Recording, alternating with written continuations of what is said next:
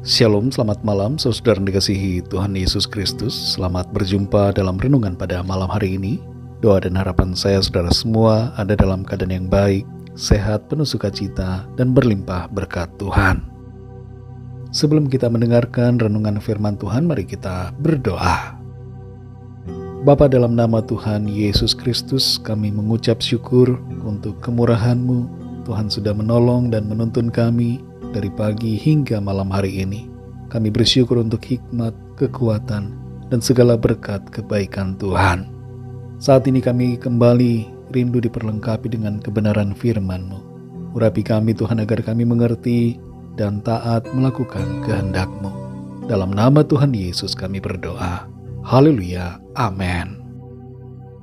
Saudara yang dikasihi Tuhan, ayat renungan kita pada saat ini terdapat dalam kitab Kejadian pasal 44 ayat 32 sampai 33. Tertulis demikian. Tetapi hamba-Mu ini telah menanggung anak itu terhadap ayahku dengan perkataan, jika aku tidak membawanya kembali kepada bapa, maka akulah yang berdosa kepada bapa untuk selama-lamanya. Oleh sebab itu, baiklah hamba-Mu ini tinggal menjadi budak tuanku menggantikan anak itu. Dan biarlah anak itu pulang bersama-sama dengan saudara-saudaranya. Saudara yang dikasihi Tuhan, janji merupakan sebuah komitmen yang tidak dimaksudkan untuk dilanggar, melainkan ditepati. Janji sangat penting karena sangat diharapkan oleh orang-orang yang menerima janji itu. Ada satu kebiasaan di mana orang berjanji hanya untuk menghindari suatu keadaan, untuk menyenangkan telinga orang lain, atau untuk mencapai suatu tujuan tertentu. Tapi begitu tiba saat di mana ia harus memenuhi janjinya, malah ia tidak mewujudkan apa yang dijanjikannya dengan tindakan yang nyata. Pengingkaran dari sebuah janji akan menyebabkan merenggangnya sebuah hubungan, menimbulkan keraguan dan ketidakpercayaan. Sayangnya, kebanyakan dari kita tidak menyadari akan hal ini dan masih terus membuat janji-janji yang tidak kita penuhi. Jangan heran bila banyak orang yang mulai meragukan integritas kita, mulai dari orang-orang di lingkungan terdekat kita, yaitu keluarga kita, anak kita, pasangan hidup kita, orang tua, teman-teman, dan orang-orang lain dalam lingkungan kita. Jangan tanya mengapa diri kita tidak dipercayai oleh orang lain, tapi tanyakan diri kita sendiri.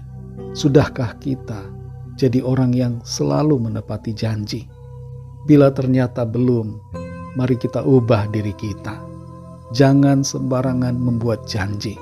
Dan bila kita sudah berjanji, maka penuhilah dan wujudkanlah janji itu. Dalam Kejadian 44 ayat 32-33 ini, terdapat perkataan Yehuda yang berusaha untuk memenuhi janjinya kepada Yakub ayahnya untuk menjadi penjamin bagi Benyamin adiknya. Tertulis di sini, tetapi hamba-Mu ini telah menanggung anak itu terhadap ayahku dengan perkataan, jika aku tidak membawanya kembali kepada bapa, maka akulah yang berdosa kepada bapa untuk selama-lamanya. Oleh sebab itu, baiklah hamba-Mu ini tinggal menjadi budak tuanku, menggantikan anak itu. Dan biarlah anak itu pulang bersama-sama dengan saudara-saudaranya. Yehuda menunjukkan integritasnya di sini. Dalam keadaan di mana Benyamin akan diambil oleh Yusuf, yang saat itu sedang berpura-pura bertindak keras terhadap saudara-saudaranya. Dan sesuai janji yang diucapkannya kepada ayahnya, demikianlah yang dilakukan oleh Yehuda. Sisi positif dari Yehuda nampak dalam komitmennya akan janjinya di peristiwa ini. Saudara yang dikasihi Tuhan, dalam hidup ini kita perlu menjaga kata-kata kita sendiri. Kita perlu berkomitmen dan memenuhi apa yang telah kita katakan dan janjikan. Sekalipun untuk itu kita harus membayar harganya. Terhadap sesama dan terhadap Tuhan, kita perlu memenuhi janji yang kita ucapkan. Jangan kita hanya menuntut pemenuhan janji dari orang lain, tapi tunjukkanlah bahwa diri kita berkomitmen pada perkataan kita sendiri. Dan jangan pula kita hanya menuntut janji dari Tuhan, tapi tunjukkanlah bahwa kita setia kepada Tuhan dalam perkataan dan tindakan kita. Kita perlu bersyukur, saudara, karena Tuhan selalu menepati janjinya. Dan itu sebabnya kita dapat mempercayai Tuhan dalam seluruh kehidupan kita.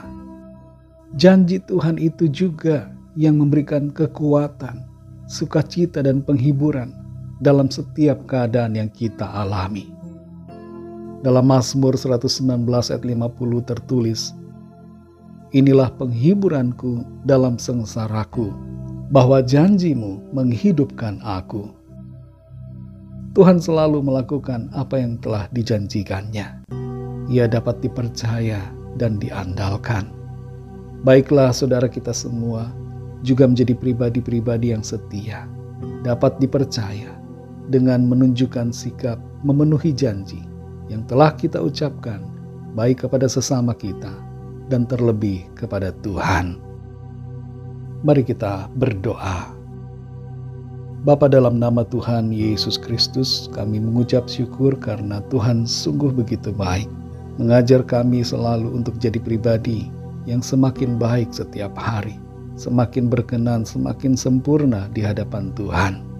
Ajar kami terus ya Tuhan, dan mampukan kami untuk jadi pribadi-pribadi yang memiliki integritas yang baik, berkomitmen pada setiap janji dan perkataan kami, mewujudkannya dengan penuh komitmen, sekalipun untuk itu kami harus membayar harga ataupun berkorban.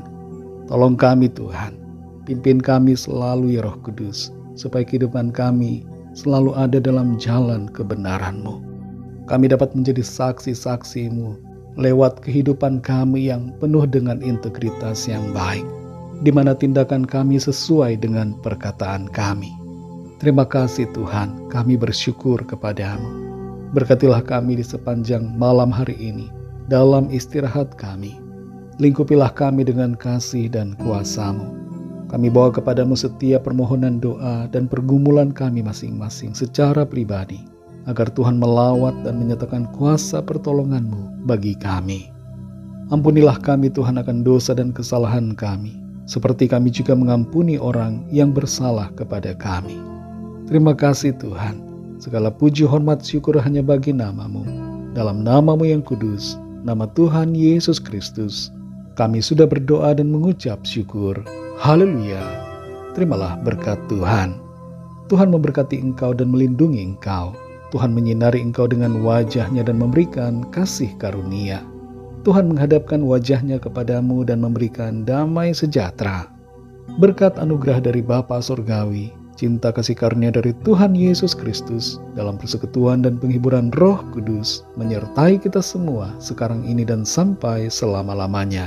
Dalam berkat nama Tuhan Yesus Kristus. Haleluya. Amin.